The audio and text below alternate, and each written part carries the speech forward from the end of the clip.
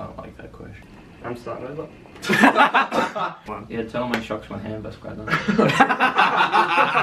Hey guys, it's the Taboo COD team here. About to do a Q&A for you guys. Hope you guys enjoy it. Knowing your future bracket now, what do you think your placement at Dallas would have been if the UAV wasn't called in? Honestly, we probably would have placed the same, maybe a little bit better. We were obviously confident, but we weren't exactly at a consistent point in our team.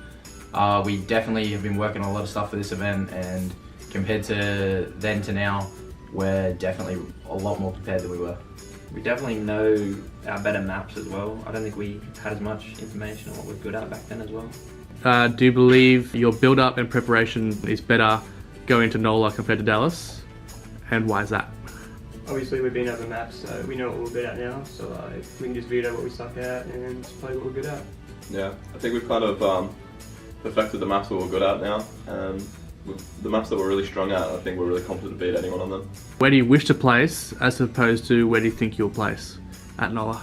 Realistically, I think we could place, I think top 12's doable. Yeah. I think top 8's doable, but T1's always the goal. What do you guys look forward to the most when you guys compete overseas? Just trying to prove ourselves as a team and players and progress as a nation kind of and get better as a team. It's a lot bigger, the pressure. It's like you're playing in like a massive sort of stadium type thing. You got like the confidence build, just everything. It's just a massive boost. Being one of the most prominent teams from APAC to come over to Nola and compete, does Taboo look to extend its success further back at home, and how do you plan to do that? Just win everything.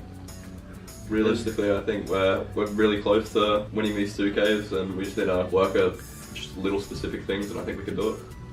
And there's not much overseas for us to do besides the National League and the 2Ks, which the 2Ks are important, but they're not as important anymore. So it's pretty much the National League to qualify to come back overseas. How do you rate the current talent in APAC, and do you think we can start making some serious progress in the COD scene?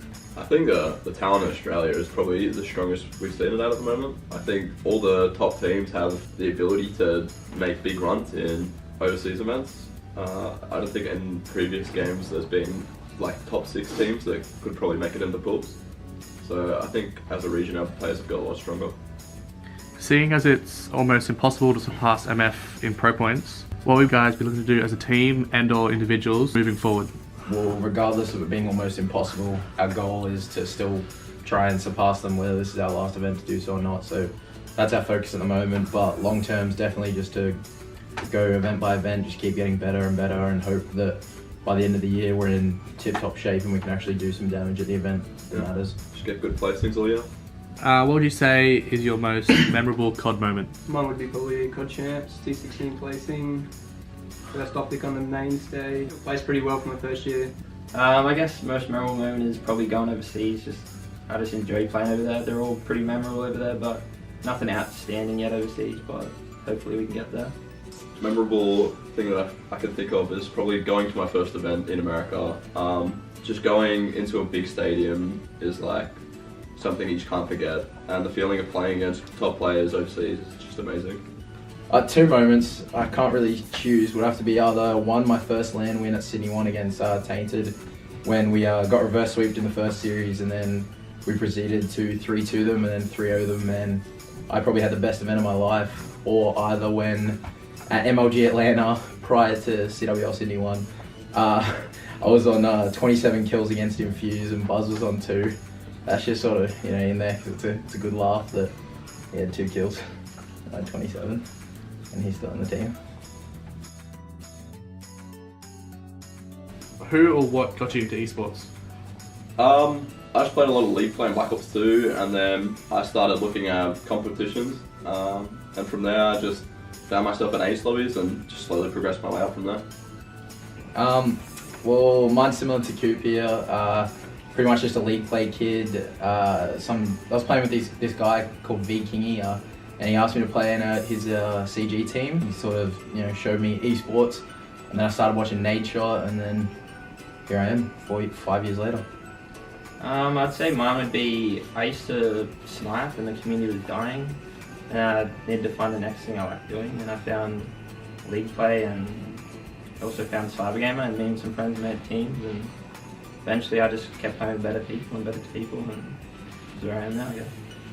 Yeah, I was probably the same as Dean. He used to snipe trick shot back in the day, and it died. So yeah, I started getting into competitive, watching Black Ops 2 champs, and then we found Cyber Gamer. Well, I found Cyber Gamer. Yeah, gone to 8 lobbies, worked my way through.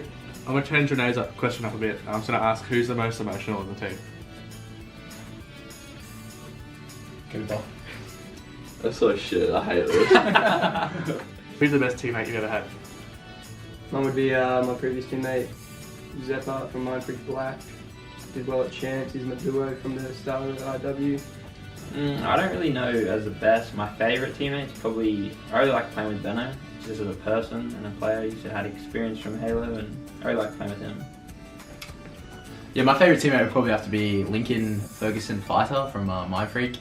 When I joined MF like pretty much a year ago, he pretty much just showed me the ropes to everything, sort of tamed me as a player, discipline, and yeah, obviously the other two teammates did as well, but I don't know, he sort of, helped me one-on-one a lot, so yeah, him. My favourite teammates would probably have to be either Dean or Cody.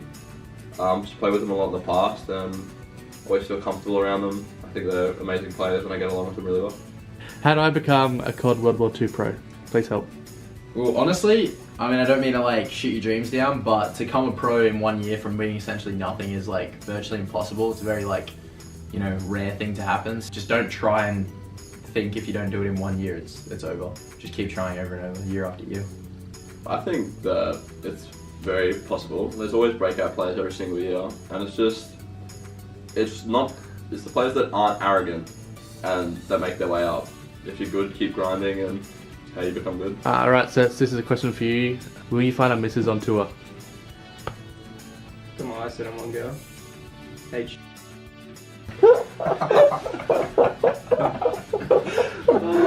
Who do you guys want to match up with the most at New Orleans?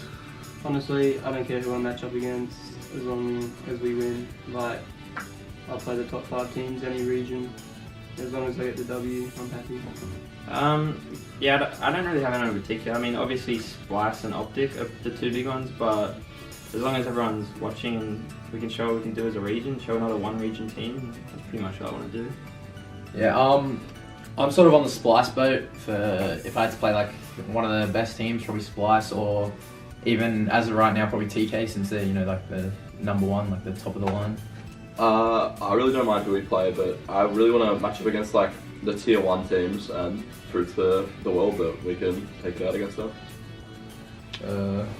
I hope you guys enjoyed the Q&A. I hope we answered all your questions, and I hope you got an insight to what our team's like. See you guys next time.